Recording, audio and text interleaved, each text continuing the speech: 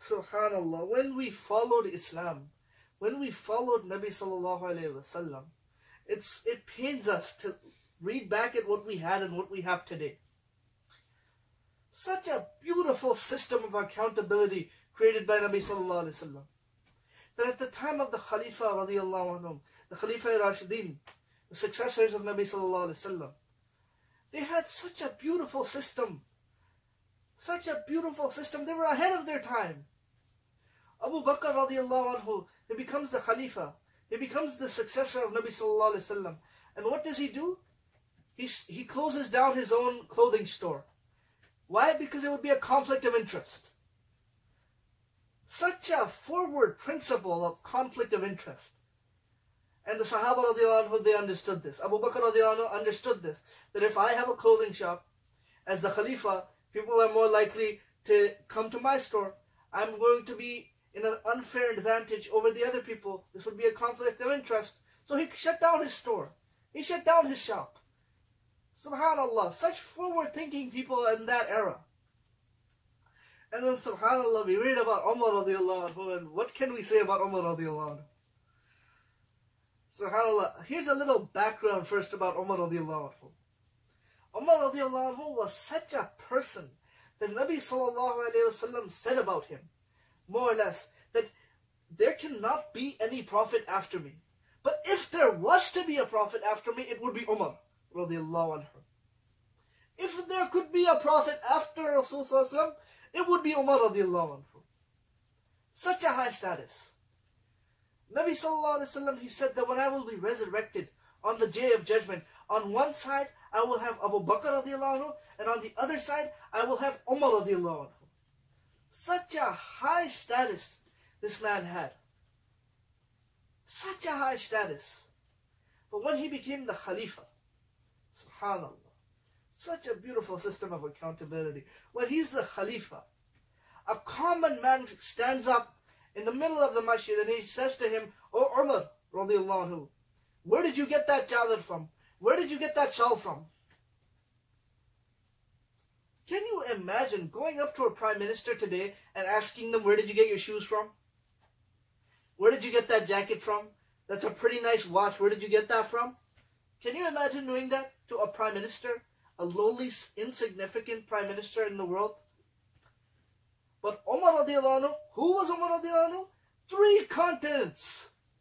3 continents this man was the ruler over. He was the most powerful man in the world at that point. And yet you could commonly go up to him and say, "Where did you get that from?" And he had to answer.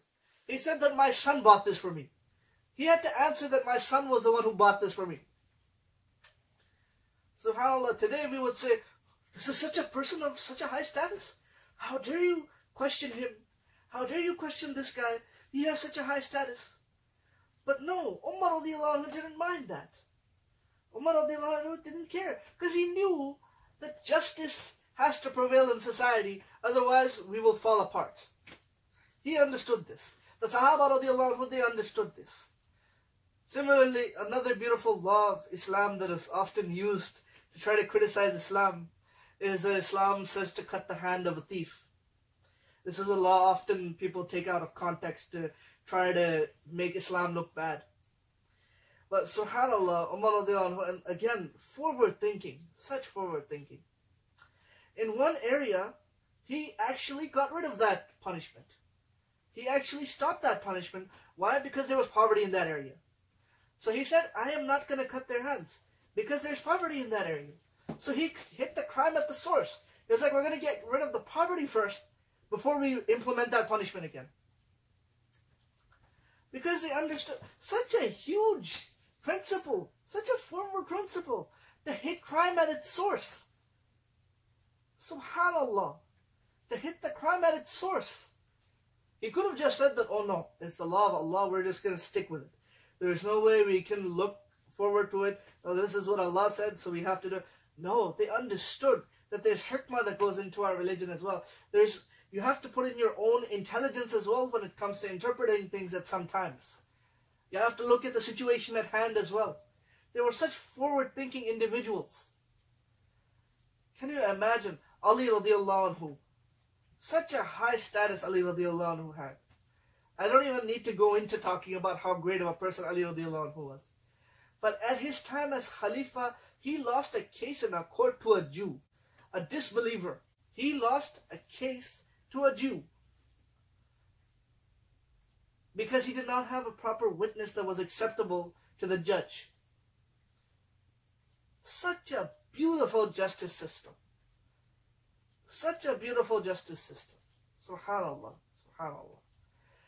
And where did this all root from? Where did all of this come from? These same people weren't doing anything big before that. They all existed before that. They were all people that were roaming the land before Nabi Sallallahu Alaihi Wasallam started. But when Nabi Sallallahu Alaihi Wasallam, he brought his message, he brought his sunnah, it took these same people that were insignificant and made them the greatest people to live after the Prophet Sallallahu Alaihi Wasallam.